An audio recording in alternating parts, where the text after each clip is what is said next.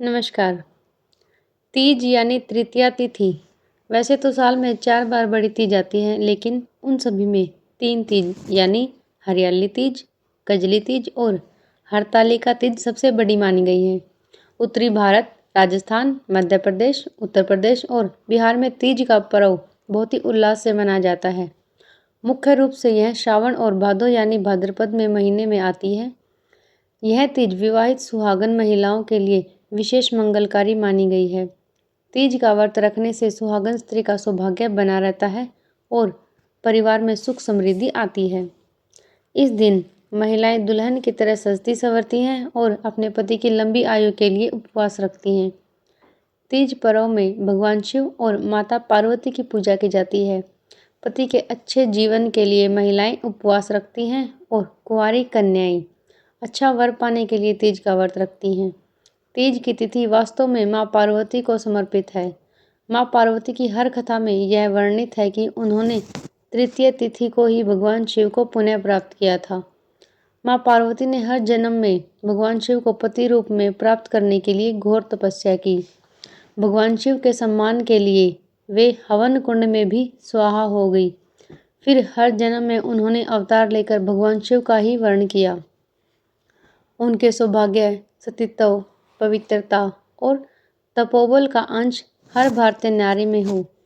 वे एक पतिव्रता रहे और उनके आचरण की शुद्धता बनी रहे। इसी शुभ उद्देश्य के साथ तीज के व्रतों की महिमा है। इससे पति पत्नी का सौभाग्य तो बना ही रहता है, साथ में परस्पर स्नेह और शांति का वातावरण भी निर्मित रहता है। हरियाली तीज। महिलाएं अपने दाम्पत्य जीवन को खुशहाल के लिए बहुत सारे व्रत का पालन करती है। उन्हीं में से एक हरियाली तीज है, जो श्रावण माह के शुक्ल पक्ष की तृतीया तिथि को पड़ती है। इस तीज के समय पूरी पृथ्वी हरी भरी हो जाती है और सावन की बारिश मौसम को बहुत सुहाना बना देती है।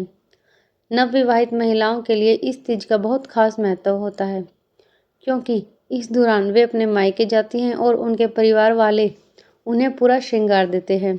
इस तीज का झूला झूलने का बड़ा खास महत्व होता है। कजली तीज। कजली तीज भाद्रपद यानी भादो माह के कृष्ण पक्ष की तृतीय तिथि को मनाई जाती है। इस दिन देवी पार्वती और भगवान शिव का पूजन किया जाता है। इस दिन सुहागन स्त्रियां अपने पति की लंबी आयु के लिए उपवास रखती हैं और 16 श्रृंगार से सज धज कर पूजन करती हैं। हरतालिका तीज। इस तीज को सभी तीजों में सबसे बड़ी और महत्वपूर्ण माना जाता है। यह तीज भाद्रपद महीने के शुक्ल पक्ष की तृतीय तिथि को मनाई जाती है और इसे बड़ी तीज व्रत के नाम से भी जाना जाता है। इस व्रत को उत्तर प्रदेश, मध्य प्रदेश, झारखंड, राजस्थान और बिहार के क्षेत्रों में बड़ी श्रद्धा के साथ मनाया जाता है। तीज पूजा विधि।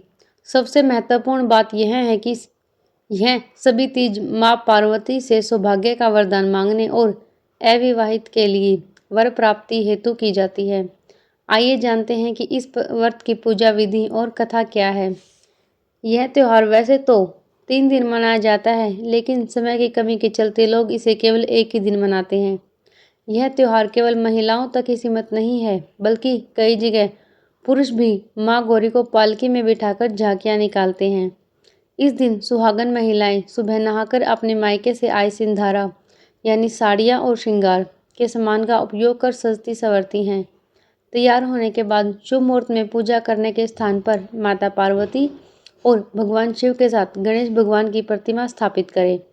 सबसे पहले गणेश जी की पूजा करें। इसके बाद माता पार्वती को 16 श्रृंगार के सामग्री के साथ साड़ी, अक्षत, दीप, धूप, गंध आदि अर्पित करें। उसके बाद भगवान शिव को भांग, धतूरा, श्वेत फूल, बेल पत्तर, धूप और गंध आदि अर्पित करें। इसके बाद हरियाली तीज की कथा और आरती करें। अंत में सभी भक्तजनों में प्रसाद और पंचामृत का वितरण करें। सास ससुर का आशीर्वाद प्राप्त करें। इस तरह भी कर सकते हैं तीज पूजा विधि। शाम के समय सभी महिलाएं किसी बाग बगीचे में एकत्रित होती हैं। तत्पश्चात माँ पार्वती की प्रतिमा को नए वस्त्र व श्रृंगार से सजाती हैं। एक अर्धगोले का आकार बनाकर उसके बीच में उस प्रतिमा को स्थापित करती हैं। सभी महिलाओं में से कोई एक महिला हरियाली तीज की कथा कहती हैं और बाकी सब मन में भगवान शंकर और अपने पति का ध्यान करते हुए उस कथा को सुनती हैं और पति की लंबी उम्र व सुखी जीवन की कामना करती हैं। अंत में सब प्रसाद लेकर खुशी से नाचती व झूला झूलती हैं। तीज पूजा की सामग्री। हरियाली तीज व्रत में शुद्ध मिट्टी, पीले रंग का कपड़ा, केले के पत्ते, बेलपत्र, शमी के पत्ते, धतूरा, आंका के पत्ते, तुलसी, श्रीफल, कलश, अबीर, चंदन, तेल और घी, कपूर, जनेऊ, धागा, जटा नारियल, चुनरी और साड़ी होना आवश्यक है। इसके अलावा माता पार्वती के श्रृंगार में चूड़ियाँ, महावर, नथ, कुमकुम, सिंदूर, बिंदी, मेहंदी, बिछुआ, कंघी, नेल पॉलिश आदि सामग्री चाहिए होता है। पंचामृत के लिए दही, चीनी, शहद, दूध आदि सामग्री होनी चाहिए। तीज की कथा। माना जाता है कि इस कथा को भगवान शिव ने पार्वती जी को उनके पूर्व जन्म के बारे में याद दिलाने के लिए सुनाया था। कथा कुछ इस प्रकार है। भगवान शिव माता पार्वती से कहते हैं कि हे देवी, तुमने मुझे अपने पति के रूप में पाने के लिए 107 बार जन्म लिया, परंतु फिर भी तुम मुझे अपने पति के रूप में न पा सकी। इसके बाद 108वीं बार तुमने पर्वतराज हिमालय के घर में जन्म लिया और मुझे पाने के लिए कठिन तपस्या की, और इस दौरान तुमने अन्न जल त्याग कर सूखे पत्ते चबाकर दिन व्यतीत किया। मौसम की परवाह किए बिना तुमने निरंतर तप किया। तुम्हारी कठोर तपस्या देखकर तुम्हारे पिता हिमालय राज भी तुमसे अत्यंत क्रोधित हो गई, परंतु फिर भी तुम मेरी आराधना में लीन रही। ऐसी स्थिति में एक दिन नारद जी तुम्हारे घर पधारे। जब तुम्हारे पिता ने उनसे आगमन का कारण पूछा तो नारद जी बोले, हे गिरिराज, मैं भगवान विष्णु के भेजने पर आया हूँ। आपकी कन्या की घोर तपस्या से प्रसन्न होकर वह उससे करना विवाह चाहते हैं। इस बारे में मैं आपकी राय जानना चाहता हूँ। नारद जी की बात सुनकर पर्वतराज अति प्रसन्नता के साथ बोले, हे नारद जी, यदि स्वयं भगवान विष्णु मेरी कन्या से विवाह करना चाहते हैं तो इससे बड़ी कोई बात नहीं हो सकती। मैं इस विवाह के लिए तैयार हूँ। शिवजी पार्वती जी से कहते हैं, तुम्हारे पिता की स्वीकृति पाकर नारद जी विष्णु के पास गए और यह शुभ समाचार सुनाया। लेकिन जब तुम्हें इस विवाह के बारे में पता चला तो तुम्हें बहुत दुख हुआ। तुमने मुझे यानी कैलाशपति शिव को मन से अपना पति मान चुकी थी। तुम अपने व्याकुल मन में किसी वन में चली गई और वहां रहकर मेरी आराधना की।